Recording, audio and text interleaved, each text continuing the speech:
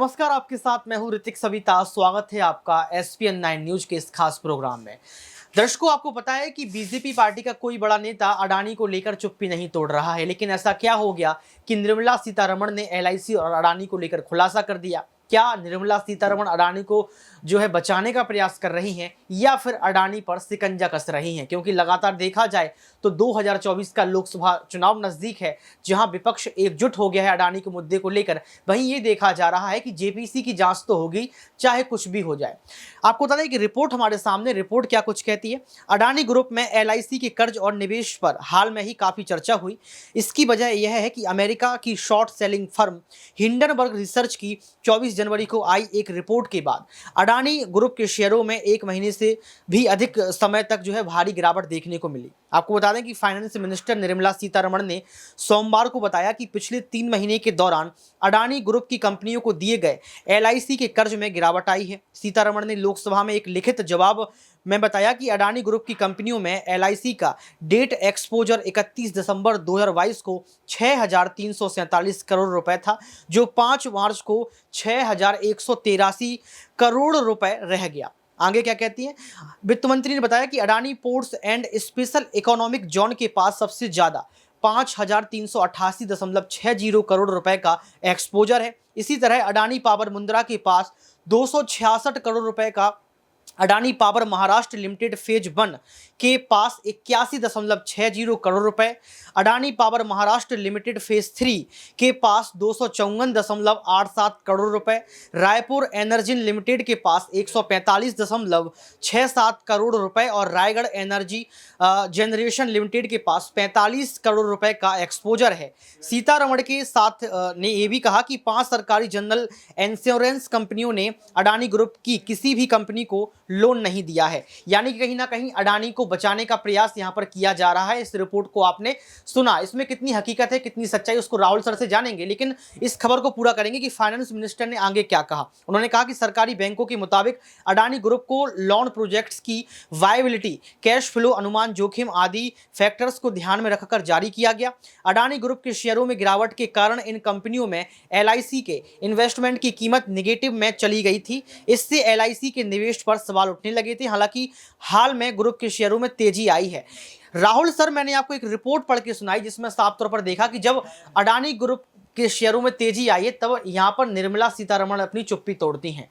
जब तक गिरावट थी कुछ भी नहीं बोल रही थी, लेकिन जिस तरीके से यहां पर बचाने का प्रयास किया जा रहा है, क्या आपको लगता है कि जो विपक्ष नारा दे रहा है, मोदी अडानी भाई भाई देश बेचकर खाई मलाई, ये सही है? जी देखिए, बहुत बहुत शुक्रिया सबसे पहले आपका। और देखिए, मौजूदा समय के अंदर हम देख रहे हैं कि जिस तरीके से केंद्र सरकार गौतम अडानी को बचाने की कोशिश कर रही है, ये जाहिर तौर पर बताता है कि सरकार का बड़ा हिस्सा अडानी के साथ जुड़ा हुआ है। और सरकार ने अडानी को पहले भी बचाने की कोशिश की थी और आज भी बचा रही है।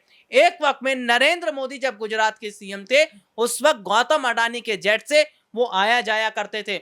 अगर जनता को जानना है ये, तो वो जाकर तस्वीरों में देख सकते हैं। हमने कई तस्वीरें अपने दर्शकों को दिखाई भी हैं। और तो और मैं अपने दर्शकों को ये भी बताना चाहूंगा कि जब मोदी जी सत्ता में आए, केंद्र में आए, तो तस्वीर उल्टी हो गई। अडानी मोदी जी के जेट में आने जाने लगे। देखिए, भारत की अर्थव्यवस्था को बर्बाद करने में गुजरातियों का बड़ा हाथ है। पीएम मोदी गुजरात से हैं, ललित मोदी गुजरात से, नीरव मोदी गुजरात से, गौतम अडानी गुजरात से। और गुजरातियों ने देश को जो बर्बाद करने का काम किया है, आज के इस वक्त में, आज की इस घड़ी में, ये जाहिर तौर पर चीजें कहीं ना कहीं बताती हैं कि शायद अब जिस तरीके का परिवर्तन हो रहा है, जिस तरीके के बदलाव हो रहे हैं, ये चीजें जी देखिए राहुल सर, यहाँ पर निर्मला सीतारमण ने जिस तरीके की चुप्पी तोड़ी है, इससे आपको क्या लगता है कि ये खुलासा है या फिर बचाने का एक तरीका है? क्योंकि लगातार ये कहा गया है कि एलआईसी में जो गिरावट आई है उसका सबसे बड़ा कारण अडानी है ही नहीं। तो आपको क्या लगता है कि यहाँ पर निर्मला सीतारमण अडानी को बचाने का प्रयास कर रही है या फिर बीजेपी की छवि को बचा रही है? देखिए, ये एक ही थाली के चट्टे बट्टे हैं। ये एक ही थाली में खाते हैं और उनका बचाव करते हैं। निर्मला सीतारमण ये कहती है मैं प्याज नहीं खाती, तो क्या जनता प्याज खाना छोड़ दे? आने वाले वक्त में ये कहेंगी मैं राशन नहीं खाती, तो क्या जनता आटा दाल चावल जो है इन सब का इस्तेमाल बंद कर दे? देखिए, मौजूदा समय में जब हम देख रहे थे कि सड़क से संसद तक विपक्ष ये पूछ रहा था कि मोदी जी जरा बताइए कि आपका अडानी के साथ क्या रिश्ता है। आपने 6 के 6 एयरपोर्ट उनको क्यों दे दिए? आपने पीएनबी, एसबीआई, एलआईसी इनका जो है पैसा क्यों निवेश करवाया? आपने क्यों जो है ये तमाम जितने भी कॉन्ट्रैक्ट थे वो अडानी को दिए? गौतम अडानी ने कई बड़ी कंपनियों को टेक ओवर किया। इसके अलावा हम देखते हैं कि प्रधानमंत्री नरेंद्र मोदी जब विदेशी दौरे पर जाते थे, वहां पर जो कॉन्ट्रैक्ट उन्हें मिलता था, वो कॉन्ट्रैक्ट हम देखते थे वो गौतम अडानी को देते थे। भाई गौतम अडानी का कारोबार देश में नहीं फैला हुआ था। उनकी सब जो बिजली सप्लाई है वो बांग्लादेश में भी होती थी। उनकी बिजली सप्लाई की बात करें तो वो अन्य देशों में भी होती थी।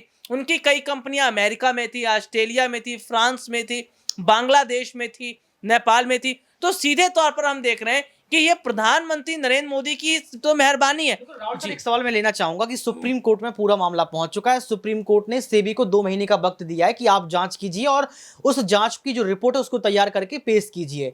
सेबी अपना काम कर रहा है, लेकिन कुछ दिन पहले आपने देखा था कि किस तरीके से यहाँ पर गौतम अडानी टॉप 10 की सूची से बाहर हुई, टॉप 20 की सूची से बाहर हुए, टॉप 30 की सूची से बाहर हुए। यानी कि आप देख सकते हैं कि लगातार उनका जो ग्राफ था वो नीचे गिरता चला जा रहा था। 39वें नंबर पर पहुंच चुके थे, लेकिन आज फिर से टॉप 20 की सूची में बरकरार है।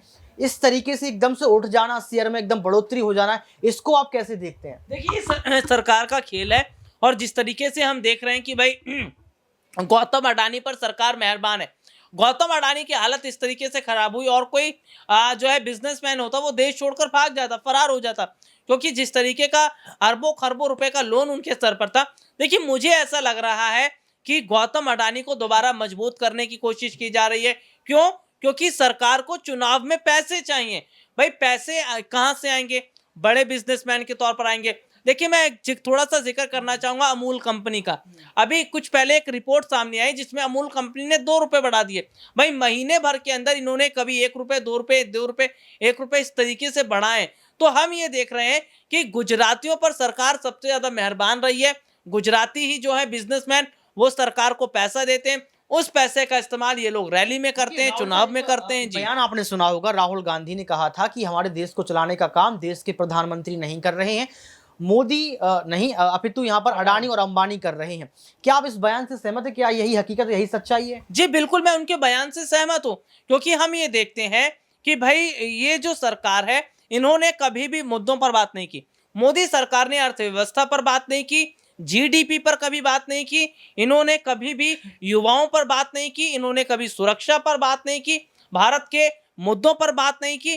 केवल प्रधानमंत्री नरेंद्र मोदी हर रविवार को अपने मन की बात कार्यक्रम में अपने मन की बात करते हैं और चले जाते हैं। और वाकई जिस तरीके से विपक्षी पार्टियां सवाल पूछ रही थी, भाई आप विपक्ष पर छापे मार रहे हैं लेकिन आपने अडानी के खिलाफ जेपीसी जांच का आदेश क्यों नहीं दिया?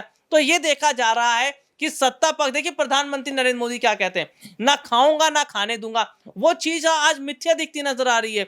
इसके अलावा हम देख रहे हैं कि प्रधानमंत्री नरेंद्र मोदी ने कुछ वक्त पहले ये कहा था कि भाई दूध, दही, तमाम चीजों पर टैक्स लगता है, इस पर लगने के मायने नहीं है। देखिए पीएम मोदी पर विश्वास करने लायक रहा नहीं है, और जनता इन चीजों को समझ रही है, इसलिए विपक्ष को समर्थन कर रही है। अब देखना ये होगा कि जिस तरीके से विपक्ष एकजुट हो चुका है और जिस तरीके से यहाँ पर जेपीसी की मांग कर रहा है, क्या सुप्रीम कोर्ट अंतरिम फैसला के रूप में जेपीसी जांच के लिए यहाँ पर फैसला सुना देगा? क्योंकि लगातार देखा जाए तो आज भी अडानी सुर्खियों बने हुए हैं और अडानी उसी सूची में बरकरार होने वाले हैं जिस सूची का सपना वो बार बार देख रहे हैं। आज के इस खास प्रोग्राम में बस इतना ही। देखते रहिए SPN9 न्यूज।